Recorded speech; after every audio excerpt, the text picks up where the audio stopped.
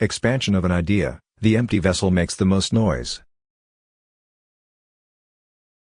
The proverb "the empty vessel makes the most noise" offers a keen insight into human nature. Those with the least knowledge, substance, or wisdom often speak the most or draw the most attention, usually without offering real value. It teaches us to value depth over display and reminds us that true wisdom is often quiet, humble, and composed. In life, we often encounter people who boast loudly about their achievements, opinions, or possessions.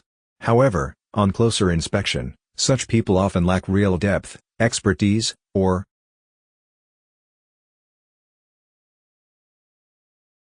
maturity. On the other hand, those with true knowledge or experience speak less, but their words carry weight and meaning. Like a full vessel that remains still, the truly wise remain grounded, letting their actions or insights speak for them. This proverb also applies to public discourse and media today. Loud, shallow opinions often dominate headlines and social media, while quiet, thoughtful voices go unheard. However, noise is not the same as influence. Dr. APJ Abdul Kalam, despite his immense contributions to science and national development, remained humble and soft-spoken. His silence often conveyed more dignity than 1,000 speeches. The idea is also supported in literature and history.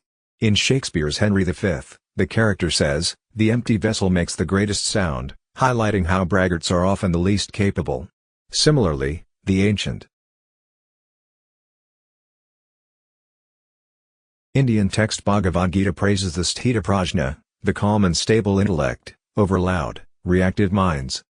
This proverb also encourages introspection. It reminds us to speak only when necessary and to speak with knowledge and purpose. The goal is not to be the loudest, but the most thoughtful. Silence, when combined with wisdom, is far more powerful than meaningless noise. Thanks for watching.